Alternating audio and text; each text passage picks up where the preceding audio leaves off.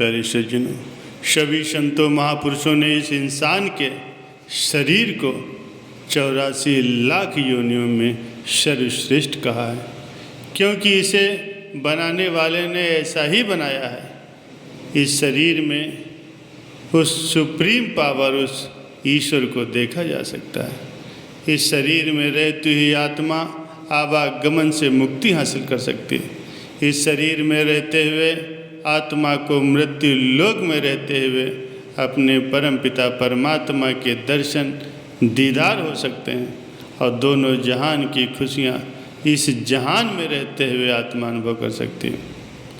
तो मालिक ने इतने अधिकार, इतनी शक्ति दी है, लेकिन ये इंसान क्या करता है? दिन रात माया का गुलाम बना बैठा है। थोड़े से पैसे के लिए, चंद रुपयों के लिए अपने ज़मीर को बेच देता है।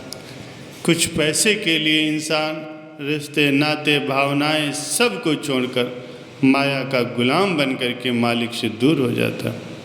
इसीलिए अच्छे कर्म करो। उस ईश्वर ने जो हमें कर्म करने के लिए कहे हैं, जो कर्म ईश्वर को समर्पित होते हैं, ऐसे कर्म करो। लेकिन इंसान उसको भूल गया है और मन माया में, काल के झंझटों में फंस करके बस उसी का होकर रह गया। आज जिसे देखो पागलों की तरह दुनियावी काम धंधों में उलझा हुआ, उसके पास फुर्सत ही नहीं है कि वो मालिक को याद करे, प्रभु की भक्ति में अपने मन को लगाए। अपना सारा समय दुनियावी धंधों में लगा देता है, पर मालिक को याद करने के लिए उसके पास समय नहीं है। वह कहता है कि मैं मालिक को याद करूँगा तो मेरा काम धंधा रुक जाएगा, उसका दिन व्यर्थ में चला जाएगा। तो भाई, इंसान असलियत को झुठलाता है और झूठ को ही सच मानता है। वास्तव में दिन तो वो बर्बाद होता है जब आप भौतिकवाद में, माया के पदार्थों के पीछे पागल होकर के भ्रमण करते हैं, दिन रात उसी के पीछे लगे रहते हैं। उस दिन का कोई मोल नहीं है, ना ही जीवन में, ना ही आने वाले समय में। संत फरमाते हैं कि मेहनत करो, कर्म करो, लेकिन साथ साथ अपने सद्गुरु को, अपने मालिक को याद करते रहो, ताकि आपको दोनों ही जहां का धन मिल सके। भौतिक धन भी मिलेगा और प्रभु के नाम का भी धन मिलेगा। सद्गुरु की याद आपको लोहे से पारस बना सकती है, कंकड़ से हीरे जवाहरात बना सकती है। उसकी भक्ति, इबादत में अद्भुत शक्ति समाई है। इसलिए मनुष्य शरीर में मालिक की याद करना बहुत जरूरी। जो प्रभु परमात्मा को याद नहीं करते, वो दुनिया से खाली हाथ चले जाते हैं। संत फरमाते हैं, मानुष जन्म दुर्लभ है, होए न बारंबार, जिन बन फल पाके भूई गिरे, बहुर न लागे डर।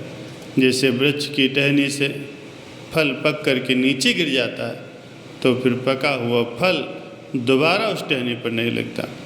इसी तरह से हे जीवात्मा, तुझे मनुष्य का शरीर पका हुआ फल यानी प्रभु को पाने का अवसर मिला है। अगर एक बार तेरे हाथ से ये अवसर चला गया, तो फिर बार बार ये शरीर तुझे नहीं मिलेगा। कहीं ऐसा भी होता है कि पुनर्जन्म होता है, पर यह कैसे संभव है? कई जगहों पर ऐसा लिखा है। इसके पीछे दो कारण हैं। एक तो वो कि इंसान जिसके अंदर ईश्वर को पाने की तड़प जाग उठी है, लेकिन उसको पाने के लिए उसे समय नहीं मिला और वो इसी दरमियान ही शरीर छोड़ गया। तो इसी जीवात्मा को जो मालिक की याद में तड़पती हुई, मालिक दया करता है उसे,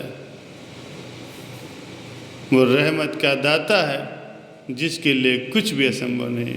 वो अपने मिलने का उसे एक अवसर और देता है। या ऐसे फकीर के उसे दर्श दीदार हुए हैं जो मालिक से एक हो चुका हो और उसके अंदर तड़प जाग उठी हो कि मैं क्यों न उस मालिक को पाऊँ, मुझे भी मेरा मालिक मिले।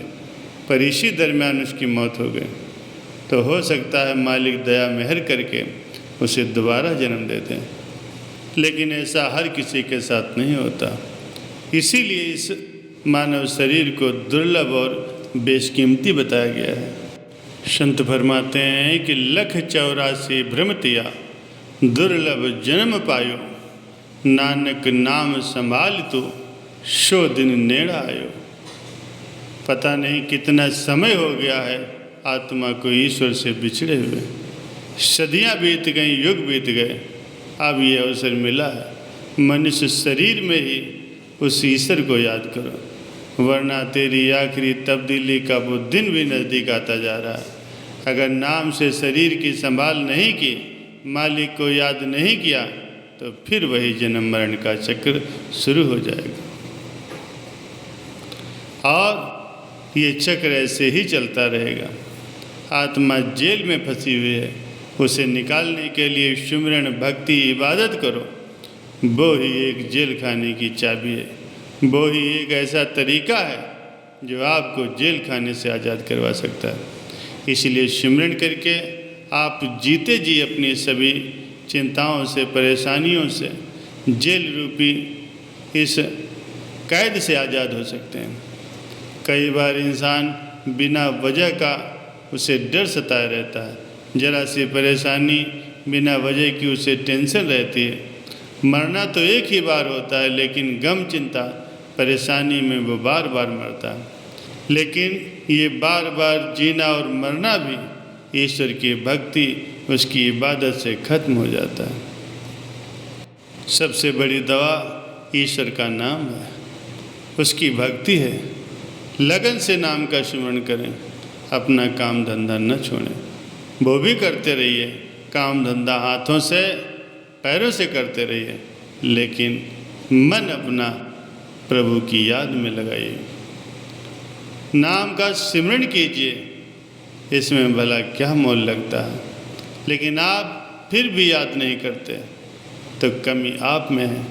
उन्हीं कमियों की वजह से दुख, परेशानी आपको मिलती हैं, लेकिन उसके जिम्मेदार आप खुद हैं।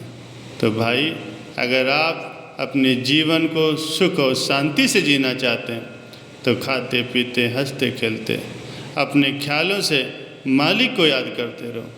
वो मालिक, वो ईश्वर, वो सद्गुरु सर्वशक्तिशाली है। ऐसी भक्ति वो मंजूर करते हैं और मोक्ष देते हैं। आप सिमरन करते रहो, शारीरिक अवस्था कैसे भी हो, आप इस पर ध्यान न दो। जितना ज़्यादा आप सिमरन करोगे, उतना ही आपको उसका अच्छा फल जरूर मिलेगा। भाई परापत मानुष देहुरिया, गोविंद मिलन की एह तेरी बरिया। अवर काज तेरे कितने न काम, मिल साध संगत भज केवल नाम। प्यारे सज्जनों, मनुष्य जन्म दुर्लभ है और यही मालिक के मिलने का समय है। जो काम हम करते हैं वो सभी शरीर के साथ संबंध रखते हैं।